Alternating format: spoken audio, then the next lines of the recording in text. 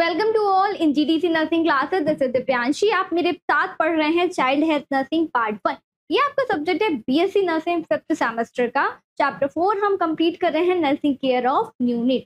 तो आज का हमारा टॉपिक है हाइपोथर्मिया, न्यूनेटल हाइपोथर्मिया। हाइपोथर्मिया का मतलब आप समझते होंगे कि बॉडी का जो टेम्परेचर है वो बिलो हो जाना, लो हो जाना। तो बॉडी में सर्टेन क्लासिफिकेशन भी होते हैं हाइपोथर्मिया के। तो सबसे पहले हम बात करते हैं नॉर्मल टेम्परेचर बेबी की बॉडी में कितना होना चाहिए। तो नॉर्मल टेम्परेचर बेबी का होता है 98.6 degree Fahrenheit to 99 degree Fahrenheit. तो अगर बेबी का जो टेम्परेचर है वो इससे कम है, मीन्स बहुत ज़्यादा बिलो कितना होगा 89.6 डिग्री फ़ारेनहाइट। तो ये किसमें सीवियर हाइपोथर्मिया की कंडीशन को इंडिकेट करता है। अभी हाइपोथर्मिया होता क्या है, अगर मदर का जो गेस्टेशनल एज है वो 37 वीक से कम है, baby pre term baby born हुए हैं, या तो फिर बेबी का वेट कितना है 2.5 kg से कम है, तो बेबी का जो बॉडी टेम्परेचर होगा थर्मो रेगुलेशन वो इम्पेयर्ड हो जाता है। तो न्यूनेटल हाइपोथर्मिया है क्या, लो बॉडी टेम्परेचर। किसमें डिस्क्राइब करा गया इस वर्ड को, हाइपोथर्मिया को हमने कैसे डिस्क्राइब करा है, लो बॉडी टेम्परेचर। बॉडी का टेम्परेचर कैसा है, बहुत ही कम है।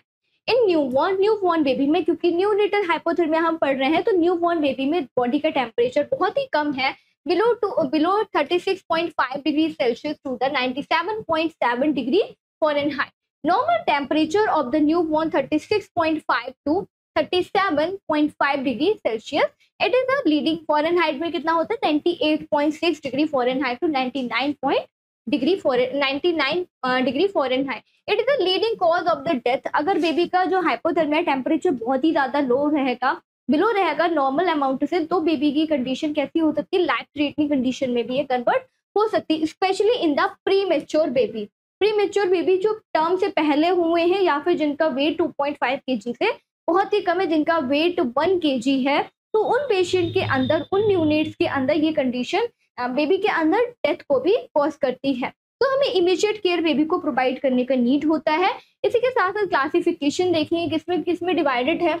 नॉर्मल टेम्परेचर कितना होता है, अभी मैंने बताया 98.6 degree Fahrenheit to 99 degree Fahrenheit. Celsius में 36.5 to 37.5 degree Celsius. Mild hypothermia कब कहेंगे, जब पोर डिस्ट्रेस होगा, बस थोड़ा सा ही बेबी का टेम्परेचर बिलो है नॉर्मल से, कितना है 96.8 to 97.6 degree Fahrenheit, and 36 to the 36.4 degree Celsius. बहुत ही थोड़ा बेबी का जो टेम्परेचर है, जो बॉडी का टेम्परेचर, वो बस बहुत थोड़ा माइल्ड ही अमाउंट में बेबी को क्या है, हाइपोथर्मिया है। मॉडरेट बेबी का टेम्परेचर बस मॉडरेट वे में लो हुआ है, कितना है 98.6 to the 96.6 degree Fahrenheit. Celsius में कितना होगा 32 to the 35.9 degree Celsius. Severe hypothermia कब इंडिकेट करेगा, जब बॉडी टेम्परेचर कितना होगा 89.6 degree Fahrenheit. Severe hypothermia less than body temperature कितना है 32 डिग्री सेल्सियस से भी कम है, एंड 89.6 डिग्री फ़ारेनहाइट में है। सो कॉजेज क्या है, पुअर जो बेबी का जो टेम्परेचर है वो बहुत ही ज्यादा बिलो है, नॉर्मल से टेम्परेचर बहुत ही कम है। अगर बेबी का टेम्परेचर परसिस्टेंट ऐसा ही बिलो रहा तो बेबी की कंडीशन लाइफ थ्रेटनिंग कंडीशन में भी कन्वर्ट हो सकती है, एंड बेबी की डेथ भी हो सकती है। तो होता क्या है, बेबी कैसे हैं, प्री टर्म है, या फिर उनका वेट नॉर्मल से कम है, या फिर बेबी का जो वेट है वो बहुत ही ज्यादा कम है, इस वजह से होता है। नॉर्मल बेबी की बॉडी का साइज, जो हेड एरिया है, वो बॉडी की जो एक्सट्रीमिटी है वो बहुत ही ज़्यादा, इस वजह से भी ऐसा होता है। और बेबी के एडिपोज टिश्यूज या फिर फैट वगैरह बेबी की बॉडी में अच्छा नहीं है, तो थर्मो रेगुलेशन प्रॉपर तरीके से मेंटेन नहीं हो पाता, तो that will lead to the hypothermia, neonatal hypothermia. Poor temperature, body का टेम्परेचर कैसा है, बिलो है।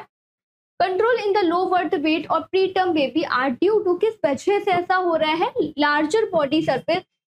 बेबी की बॉडी कैसी है, उसका सरफेस एरिया बहुत ज्यादा है compare to the body weight. Baby का वेट कम है लेकिन सरफेस एरिया बॉडी का बहुत ज्यादा है, जिस वजह से थर्मो रेगुलेशन प्रॉपर वे में वेट नहीं हो स्प्रेड नहीं हो पा रहा, और बेबी का टेम्परेचर बॉडी में एक्स्ट्रा यूट्राइन राइट में वो अडॉप्ट नहीं कर पा रहे हैं उस एनवायरमेंट को। Next, decreased amount of subcutaneous fat and the brown adipose tissue. Brown fat is the site of the heat production. जो ब्राउन टिश्यूज होते हैं वो क्या करते हैं, हीट की प्रोडक्शन में हेल्प करते हैं। तो दैट क्या लीड करेगा, हाइपोथर्मिया लीड करेगा, क्योंकि बेबी की बॉडी में सबक्यूटेनियस जो टिश्यूज हैं उनका अमाउंट बहुत ही ज्यादा कम है।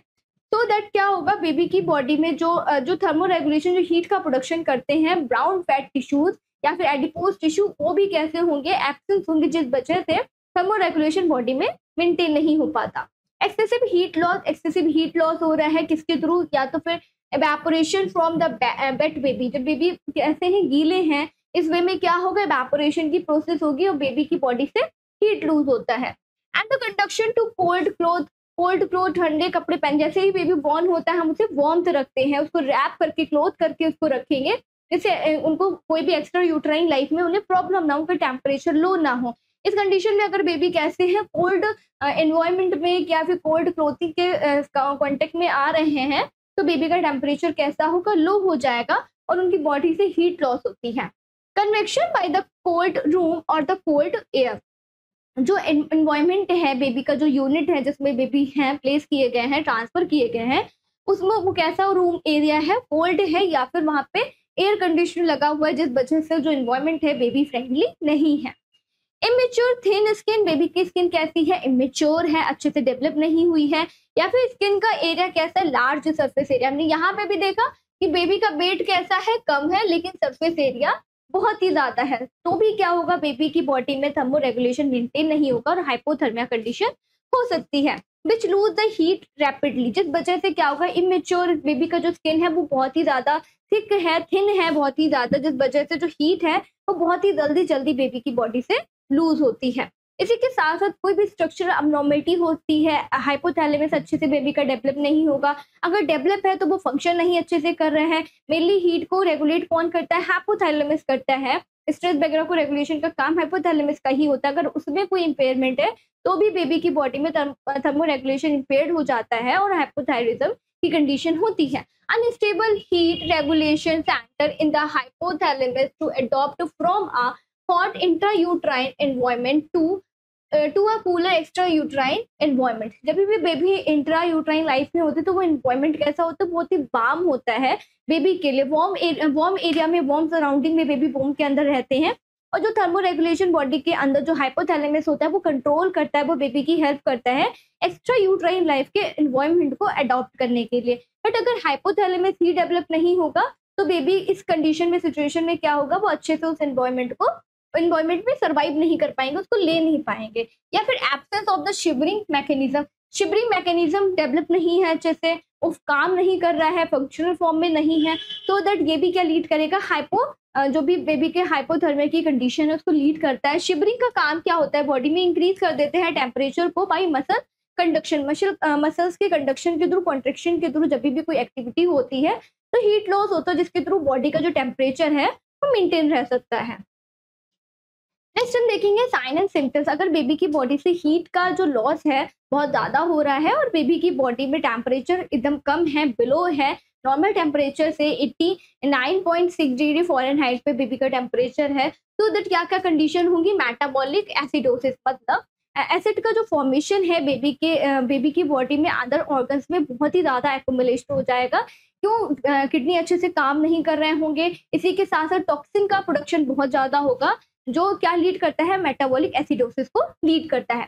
इसी के साथ साथ रेस्पिरेटरी डिस्ट्रेस भी देखने को मिलेगा, बेबी अच्छे से ब्रीथ नहीं कर पाएंगे। अगर प्री मेच्योर बेबी है, बेबी का वेट बहुत कम है, तो नॉर्मल बॉडी का फंक्शन वैसे ही इम्पेयर्ड हो जाता है, बेबी के एयरवे में कोई ना कोई ऑब्स्ट्रक्शन प्रेजेंट होगा, या फिर RTS respiratory distress syndrome baby की बॉडी में हो सकता है, ये लीड कर सकता है। हाइपोग्लाइसीमिया, बेबी की बॉडी में ब्लड शुगर लेवल बहुत कम होगा। एंड द एपनिया, बेबी क्या है, ब्रीथ भी नहीं अच्छे से कर पाएंगे, एब्सेंस ऑफ ब्रीथ भी दिखेगा, डिफिकल्टी होगी इसी के साथ साथ बेबी को ब्रीथ करने में। साइड और टेम्परेचर इन द न्यूबॉर्न, क्या क्या साइड है जिनको यूज करके हम बेबी का टेम्परेचर लेते हैं, तो एक्सिला के थ्रू भी हम बेबी का टेम्परेचर ले सकते हैं। A commonest method because it is the safer as well as the accurate. Axilla से हम इसलिए टेम्परेचर को मॉनिटर करते हैं, टेम्परेचर लेते हैं, क्योंकि एक्सिला से जो भी टेम्परेचर आता है वो एकदम एक्यूरेट होता है। Keep the thermometer 3 minute inside the axilla, time duration कितना है थर्मोमीटर को प्लेस करने का बेबी के एक्सिला में, 3 मिनट तक हम उसको प्लेस करके रखते हैं थर्मोमीटर को। रेक्टल एरिया में भी हम थर्मामीटर को इंसर्ट करते हैं। It use only for the sick hypothermic unit, उन पेशेंट के लिए ही सिर्फ करेंगे जो हाइपोथर्मिक से बहुत ही ज्यादा क्या है, सिक है पेशेंट, इनमें जो टेम्परेचर है उनका बहुत ही ज्यादा बिलो है, उस कंडीशन में जो सिक हाइपोथर्मिक की स्टेट में बेबी होंगे उनके लिए हम रेक्टल एरिया से टेम्परेचर को लेते हैं। To take core body temperature को असिस्ट करने के लिए रेक्टल एरिया से हम टेम्परेचर लेते हैं। Insert the 3 centimetre in term, कितना टेम्परेचर जो थर्मामीटर है वो 3 सेंटीमीटर बेबी की बॉडी में इंसर्ट करते हैं, and to 2 centimetre in pre term baby, और 2 सेंटीमीटर प्री टर्म बेबी में इंसर्ट करते हैं थर्मामीटर को, कितने मिनट्स के लिए, फॉर 2 मिनट्स के लिए। इफ एनी केस, अगर एनोरेक्टल अबनॉर्मेलिटी है बेबी को, कंजेनाइटल कोई भी मालफॉर्मेशन है रेक्टल एरिया में, तब उस केस में हम रेक्टल बेबी का टेम्परेचर नहीं लेंगे, रेक्टम एरिया से नहीं लेते हैं। माउथ से भी तब नहीं लेंगे जब बेबी के क्लेफ्ट लिप या फिर क्लेफ्ट पैलेट जैसी कंडीशन है, ईसोफेगस में कोई अबनॉर्मेलिटी प्रेजेंट है या फिर टॉन्सिलाइटिस है, तो इस कंडीशन साइनोसाइटिस वाली कंडीशन जो होती है उस कंडीशन में हम क्या करते हैं, माउथ से टेम्परेचर को बेबी के असेस नहीं करते हैं। मेनली कॉमन साइड क्या है, एक्जिला है। एक्जिला में 3 मिनट्स तक हम थर्मामीटर को प्लेस करके रखेंगे, जिसके थ्रू जो भी रीडिंग मिलेगी वो एकदम एक्यूरेट फॉर्म में होती है। नेक्स्ट हम देखेंगे चैलेंजेस एंड द सोल्यूशन, किस तरीके से जो लाइफ थ्रेटनिंग कंडीशन है जो लीड कर रही है डेथ को भी बेबी की बॉडी में, बेबी की लाइफ के लिए बहुत ही ज्यादा इंजीरियस हार्मफुल है, तो वो एक चैलेंज है और उसको हम किस तरीके से सॉल्व कर सकते हैं।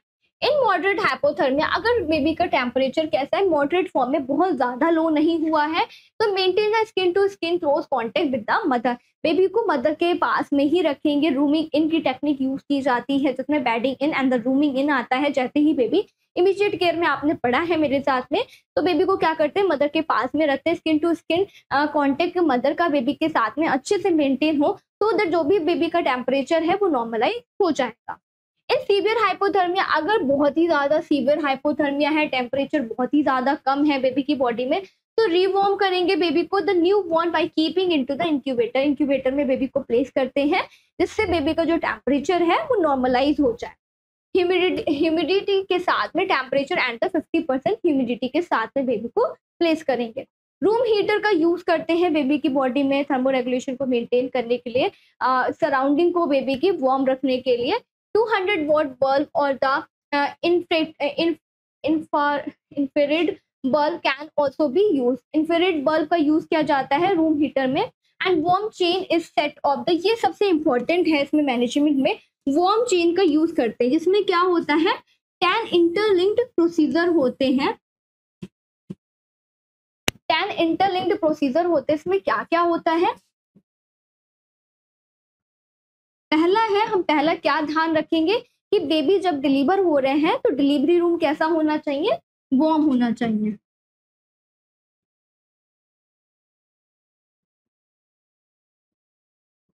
इसी के साथ ही साथ जैसे ही बेबी वॉर्न होंगे उनको कैसा रखना है, हमें उनको ड्राई करना है,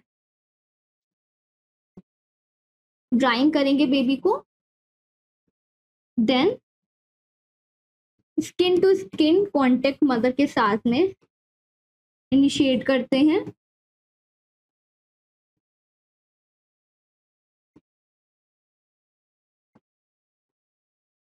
देन ब्रेस्ट फीडिंग को स्टार्ट करेंगे।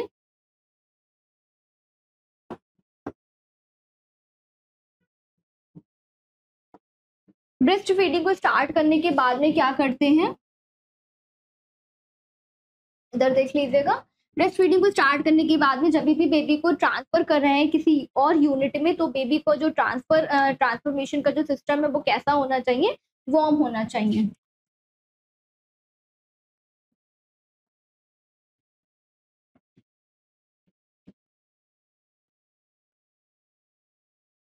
विद दिस सबसे मोस्ट इंपॉर्टेंट है बेबी की क्लोथिंग भी कैसी हो, वार्म हो।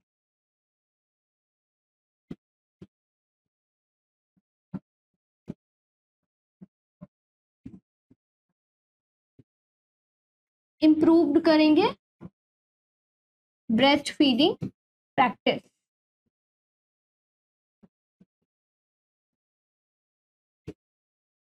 एंड वार्म रिसक्सिटेशन भी करते हैं।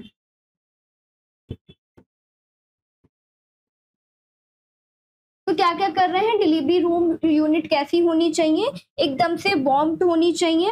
एंड इसी के साथ साथ बेबी को जब भी बेबी डिलीवर हो रहे हैं उनको ड्राई करना है, skin to skin contact mother और बेबी का इनिशिएट करेंगे, ब्रेस्ट फीडिंग को स्टार्ट करते हैं तुरंत ही। ट्रांसपोर्टेशन जो बेबी का कर रहे हैं वो वार्म ट्रांसपोर्टेशन की टेक्निक का यूज किया जाता है। इसी के साथ साथ जो क्लोथिंग बेबी को दे रहे हैं वो वार्म होनी चाहिए। इम्प्रूव करेंगे ब्रेस्ट फीडिंग की प्रैक्टिस को, वार्म रिससिटेशन का यूज करते हैं। एंड विद दिस नाइन्थ क्या है हमारा कि बेबी को क्या करना है, जैसे ही बेबी बॉर्न हुए अगर प्री टर्म बेबी है तो उनकी बाथिंग को डिलेट करना है फॉर सेवरल वीक, लंबे समय के लिए। इसी के साथ ही साथ क्या है, मदर एंड द बेबी को हमें एक साथ रखना है।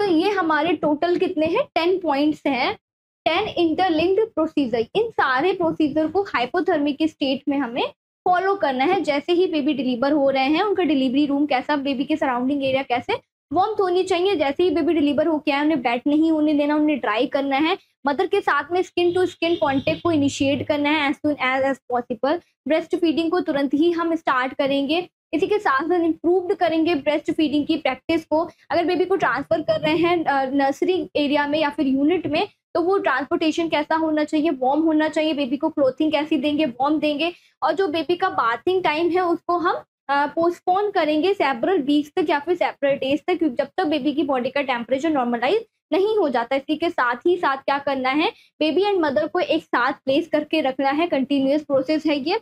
कंगारू मदर केयर भी इसमें आता है, इंक्लूड होता है। एंड क्या करना है, हमें वार्म रिससिटेशन का प्रोसेस स्टार्ट करना। तो ये सारे 10 के 10 प्रोसीजर क्या है, बहुत इंपॉर्टेंट है, माइवा के लिए पूछे जाते हैं तो इसको याद करेगा पॉइंट टू पॉइंट। तो carried out at the birth, ये कभी कैरिड आउट करे जाते हैं प्रोसीजर जैसे ही बेबी का बर्थ होता है, उस टाइम पे इन प्रोसीजर को हम फॉलो करते हैं। And thereafter the live warm delivery room, thereafter क्या फॉलो करना है, जो डिलीवरी रूम होना चाहिए वो वार्म होना चाहिए। एंड सेफ ट्रांसपोर्टेशन की प्रोसेस स्टार्ट करेंगे। न्यूनिटल जो यूनिट है वो भी वार्म होनी चाहिए। इमीडिएटली स्टार्ट करते हैं skin to skin contact with the mother. Kangaroo mother care baby को इसी के साथ साथ देंगे। Is the most effective way to prevent the hypothermia in newborn. Kangaroo mother care हमने अलग से इसको डिस्कस करा है। कंगारू मदर केयर में क्या करते हैं, बेबी को मदर के साथ में स्किन टू स्किन जो टच होता है वो बेबी को मिलता है, जिसका बेनिफिट मेनली क्या क्या होता है। कंगारू मदर केयर, सबसे पहले इसमें जो ब्रेस्ट फीडिंग की टेक्निक है वो इनिशिएट होगी। मदर के साथ में बॉन्डिंग बेबी की अच्छी होती है, बेबी अच्छे से फीड कर पाएंगे, ब्रेस्ट फीडिंग बहुत अच्छे से होगी, इमोशनल सपोर्ट मिलता है।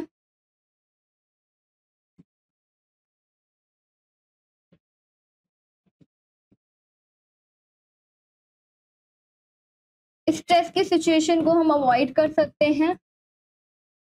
बेबी को हम इन्फेक्शन से प्रिवेंट भी कर पाएंगे by doing kangaroo mother care.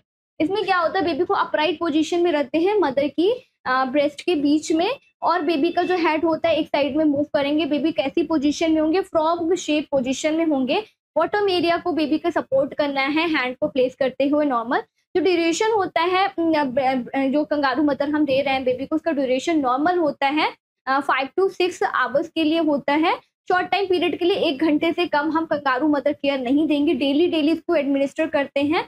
Short time period के लिए कर रहे हैं तो 4 आवर्स के लिए डेली देंगे। इसी के साथ साथ उसको एक्सपेंड करते जाते हैं स्लोली। फिर स्टार्ट करते हैं 5 to 8 आवर्स के लिए, देन हम इसको 9 to 12 आवर्स के लिए लॉन्ग टाइम पीरियड के लिए देंगे। अगर उससे भी ज़्यादा देना है तो मोर देन 12 आवर्स में हम बेबी को kangaroo mother care support provide करते हैं। अगर बेबी का वेट बहुत ही ज़्यादा कम है या फिर प्री टर्म बेबी है तो मैंडेटरी है कंगारू मदर केयर देना। अगर बेबी का वेट बहुत ही थोड़ा सा कम है या फिर टर्म बेबी बॉर्न हुए हैं और बेबी की बॉडी में अगर कोई भी कॉम्प्लिकेशन दिख रही है, तो अगर उनके घर वाले एग्री कर रहे हैं, उनकी बिलिंग है कि बेबी को कंगारू मदर केयर दी जाए, तब उस केस में हम, अगर जिनका वेट जिन पेशेंट का बहुत ज़्यादा कम नहीं है, तो हम उस केस में डिसकंटिन्यू भी कर सकते हैं। उसको नॉर्मलाइज वे में रेगुलर करना जरूरी नहीं है। और कंगारू मदर कंटिन्यूस वे में देनी है, और हम इसको इंटरप्ट तभी करेंगे जब बेबी का नैपकिन या फिर डायपर वगैरह चेंज कर रहे हैं। उसी टाइम ड्यूरेशन में ये इम्पेयर्ड होती है, अदरवाइज ये कंटिन्यूस प्रोसेस रहता है। इसके थ्रू ब्रेस्ट फीडिंग भी अच्छा रहेगा और बेबी का जो टेम्परेचर है वो इम्प्रूव होगा, बेबी अच्छे से वेट गेन कर पाएंगे और मदर और बेबी के बीच का जो बॉन्डिंग होगा वो और भी ज्यादा स्ट्रांग होगा कंगारू मदर केयर के थ्रू। बाथिंग द बेबी, ये बहुत इंपॉर्टेंट है। जब भी बेबी कैसे हैं हाइपोथर्मिया से सफर कर रहे हैं तो जो बात है बेबी को वो डिले करना है, कब कब हमें देना है कब नहीं देना है इसका ध्यान रखना है। बात immediately after the delivery should be avoided, जैसे ही बेबी डिलीवर हुआ है तुरंत की तुरंत हमें बेबी को बात नहीं देना है। In summer preferably bath should be given to normal baby on second day after the 24 hours. अगर नॉर्मल बेबी है और समर टाइम चल रहा है, समर का सीजन है, तो सेकेंड डे पे यानी कि 24 आवर्स की ड्यूरेशन में हम बेबी को बाथ देते हैं। अगर विंटर का सीजन है तो हमें क्या करना है, बहुत दिनों तक उसको अवॉइड करना है, बेबी को फ्रिक्वेंटली बाथ नहीं देंगे। और जब भी समर में भी बाथ दे रहे होंगे तो स्पंज बाथ ही देंगे, पूरा पूरा बेबी को जाके नहला नहीं देना है।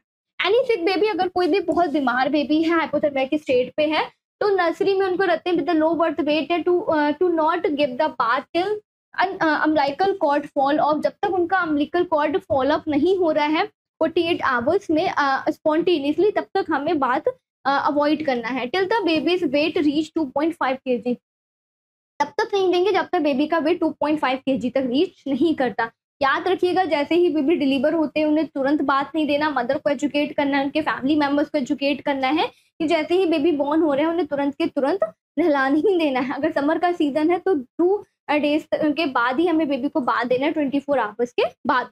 अगर सिक बेबी है, प्री टर्म बेबी है, उनका वेट बहुत ही कम है, तो हमें वेट करना है जब तक उनका वेट 2.5 kg नहीं हो जाता। इसी के साथ साथ अम्बिलिकल कॉर्ड स्पॉन्टेनियसली फॉलोअप नहीं हो जाती। विंटर सीजन में बहुत सेवरल डेज तक हमें अवॉइड करना है बेबी के बात को।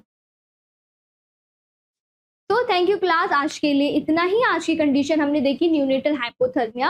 हाइपोथर्मिया क्यों होता है, क्लासिफिकेशन इसके क्या क्या है, मेनली क्या क्या कॉजेज होते हैं जिस वजह से हाइपोथर्मिया कॉज होता है। हाइपोथैलेमस अच्छे से काम नहीं कर रहा, वर्क नहीं कर रहा, थर्मो रेगुलेशन मेंटेन नहीं है, बेबी का वेट बहुत ही ज्यादा कम है, या फिर प्री टर्म बेबी है, बेबी का जो बॉडी वेट है उसका वो बहुत ही ज्यादा कम है और सरफेस एरिया बहुत ज्यादा बड़ा हुआ है, बेबी का स्किन बहुत थिन है, तो इस वजह से थर्मो रेगुलेशन का प्रोसेस अच्छे से मेंटेन नहीं हो पाता। साइनो सिम्टम्स को हमने डिस्कस करा और ये भी देखा कि हम बेबी का जो टेम्परेचर है उसको डायग्नोस्टिक इवैल्यूएशन के लिए टेम्परेचर कहाँ से लेते हैं और किस कंडीशन में कॉन्ट्राडिक्टेड होता है कि हम रेक्टल एरिया से या फिर माउथ से हम बेबी का टेम्परेचर नहीं लेते। मेनली मैनेजमेंट में हमें 10 जो इंटरलिंक्ड प्रोसीजर हैं उनको ध्यान में जरूर रखना है, वो बहुत ही इंपॉर्टेंट है हाइपोथर्मिया की कंडीशन में, तो उनको जरूर से रिवाइज करिएगा, उन पॉइंट्स को नोट डाउन करिएगा अपनी नोटबुक में।